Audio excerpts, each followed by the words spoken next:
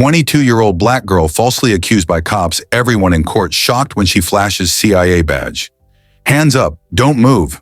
The sharp command sliced through the evening air, making Amelia Carter freeze in her tracks. Just moments ago, she had been walking home after a whole day at work. Now she was staring at the barrels of guns pointing at her face, accused of a crime she didn't commit. Her heart pounded.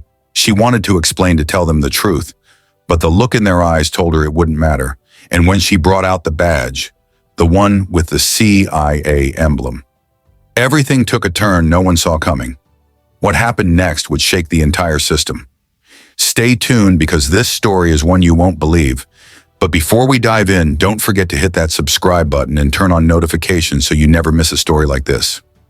At 22, Amelia Carter already works at the diner. She has just finished an evening shift and heading home when the sudden blare of sirens shatters the silence. Red and blue lights bounce off the buildings. A police car skids to a stop beside her. Amelia freezes. Her breath catches in her throat. Two officers step out, their expressions unreadable, their hands resting too comfortably on their holsters. "Hands where we can see them," one of them barks. His voice is sharp, cutting through the rain like a blade. Amelia blinks, heart pounding. What's going on?" The second officer narrows his eyes. "You match the description of a robbery suspect. Jewelry store was hit an hour ago." Amelia's eyebrows shoot up. "What? That's insane. I've been at work all night." She laughs, but there's no humor in it. The officers don't laugh back. "Turn around, hands behind your back," the first officer orders. Panic flares in Amelia's chest. "Wait, you have the wrong person. Check the security cameras at the diner." But before she can finish, rough hands spin her around. Cold metal cuffs snap around her wrists. Too tight. Pain, humiliation, fear. "Please, I didn't do anything," she cries. A small crowd begins to form. A couple holding hands, a man in a hoodie with his phone out, an older woman clutching her purse. They whisper, their faces a mix of curiosity and concern. Someone is recording. Amelia twists to look at the officers, her eyes pleading. "You don't even have proof." "Tell it to the judge," one officer sneers, shoving her toward the squad car. She stumbles, barely catching herself before they shove her into the back seat. The world outside becomes a blur as the car speeds off, the flashing lights reflecting in Amelia's wide, disbelieving eyes. Her pulse thunders in her ears. She isn't just some random girl. She isn't just some suspect. She has a secret that will change everything. The next day she appeared at the courtroom. The courtroom is packed. Every seat is filled. Journalists scribbling notes, spectators whispering, cameras flashing. The news of Amelia Carter's arrest has spread like wildfire. A young black woman accused of a crime she swears she didn't commit. It's the kind of case that sparks debates, the kind that divides people. Amelia sits at the defendant's table, wrists still sore from the handcuffs that were too tight the night before. Her heart pounds, but she keeps her face unreadable. Years of training have taught her how to hide fear. The prosecutor, a tall, confident man in a crisp navy suit, strides to the center of the room. His voice is steady, practiced. "Ladies and gentlemen of the jury," he begins, pacing slowly. "The evidence is clear." With a dramatic flourish, he gestures to the screen beside him. The courtroom darkens slightly as blurry security footage flickers to life. The grainy video shows a figure in a hoodie running out of a jewelry store, a bag clutched tightly in their hands. Amelia leans forward, her stomach twisting. The figure moves like her, has her build, but that's not her. The defendant was arrested just a few blocks away from the crime scene. The prosecutor continues. Her hoodie matches the one in the footage. The robbery took place at 10:37 p.m. And where was she found? Alone, walking in the rain. No witnesses, no alibi. A murmur spreads through the jury box. Amelia can feel their eyes on her, their silent judgment pressing down like a weight. Her lawyer, Mr. Reeves, stands adjusting his glasses. His voice is calm but firm. "Your Honor, my client has an alibi. She was at work all night. We have multiple witnesses, her manager, co-workers, even customers. The security footage at the diner will prove she was there at the time of the robbery." The judge, a silver-haired woman with a sharp gaze, leans forward. "Do we have that footage?" Mr. Reeves nods. We're waiting on it to be submitted into evidence, Your Honor. The prosecutor scoffs. Waiting on it? Or does it not exist? He turns to the jury, shaking his head. Let's be honest. If the defense had this so-called proof, wouldn't they have shown it by now? The truth is, the defendant has no solid alibi. Amelia clenches her fists under the table. The prosecutor lets the silence drag before he delivers his final blow. I rest my case, the jury murmurs again. Amelia doesn't have to look at them to know what some of them are thinking. A young black woman, a hoodie, the words "no alibi" echoing in their minds. Her stomach twists. This isn't just about proving her innocence. It's about proving she belongs in this room, not in a jail cell. It's about proving that the world isn't as quick to assume the worst about her as she fears it is. She swallows hard and scans the courtroom. Some faces are sympathetic, others skeptical. A few just look bored, waiting for the next dramatic moment. Her heart hammers in her chest. She can't wait any longer. She takes a slow, steady breath and reaches into her pocket. The courtroom holds its breath. It's time to reveal the truth. All eyes are on Amelia as she pulls a sleek black badge from her pocket and places it on the table. The golden letters gleam under the harsh fluorescent lights. Central Intelligence Agency. Gasps ripple through the crowd. Someone drops a pen.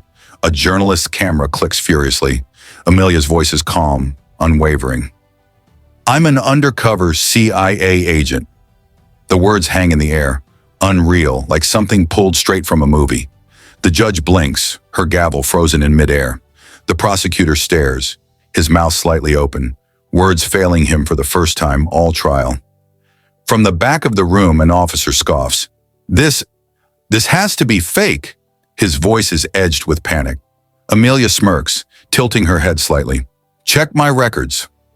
Silence. Then the judge regains her composure.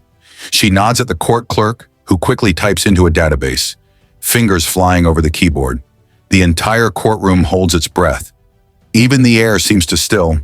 Seconds stretch into minutes, each one an eternity. Then, confirmation. The clerk's voice trembles as she reads aloud. Amelia Carter, federal agent currently assigned to deep cover operations, confirmed active CIA personnel. The courtroom erupts. Some spectators cheer, stunned by the revelation. Others shake their heads, unable to comprehend how the girl in handcuffs was, in reality, one of the country's elite operatives. The jury members exchange shocked glances. A reporter rushes out of the room, dialing their editor. The prosecutor's face drains of color. He knows he's lost. Amelia leans back in her chair, watching him squirm. The same man who had just called her a liar, a criminal, now looks like he might be sick. The judge clears her throat, rapping her gavel twice. Order! Order in the court! Slowly the noise dies down. The judge exhales, shaking her head slightly as if trying to process what just happened. Finally she speaks. Ms. Carter, in light of this new information, all charges against you are hereby dropped. You are free to go. The words echo in Amelia's ears. Free. The cuffs around her wrists may be gone, but the damage has already been done. The humiliation, the fear, the accusations. They don't just vanish because she was proven innocent. And Amelia isn't done yet. She stands slowly, her gaze sweeping across the room. Her eyes land on the officers who arrested her. They avoid her stare. They know. Amelia steps forward, her voice sharp. You knew I wasn't the suspect. You saw a young black woman walking alone at night and made a decision. The officers shift uncomfortably. One of them clears his throat. It was just a misunderstanding. No, Amelia cuts him off. It wasn't. The judge watches carefully but does not interrupt. The room is still. Amelia continues, her voice rising. How many others have you done this to? How many innocent people have you put in jail because you saw what you wanted to see instead of the truth? The younger officer swallows hard. The older one's jaw tightens. They say nothing. Because what can they say? The moment stretches, the weight of her words pressing down on them. Finally, Amelia exhales and turns away. She adjusts her coat, squares her shoulders, and walks toward the exit, her CIA badge still gleaming in her hand. She may be free, But this fight isn't over. Not yet. She turns, her gaze locking onto the two officers who had thrown her in cuffs without hesitation. "You knew I was innocent, didn't you?" The older officer shifts on his feet. The younger one glances at his partner, his jaw clenched. Neither of them speaks. Amelia takes a step closer, her voice cutting through the chaos. "How many others have you done this to?" The murmurs in the courtroom die down. The officers exchange uneasy glances. The older one finally clears his throat. We made a mistake." Amelia narrows her eyes. "No." Her voice is steel, steady, unshaken. "A mistake is spilling coffee. A mistake is losing your keys. What you did was a choice." Silence. "You saw a young black woman walking alone and assumed the worst. You didn't ask questions. You didn't check the facts. You just decided I was guilty." The younger officer's Adam's apple bobs as he swallows. Guilt. It's there, flickering in his eyes. The older one, still stone-faced, clinging to whatever scraps of authority he has left. Amelia's hands curl into fists. How many others? How many people like her had sat in the back of that police car, wrist-bound, freedom stolen, all because someone assumed?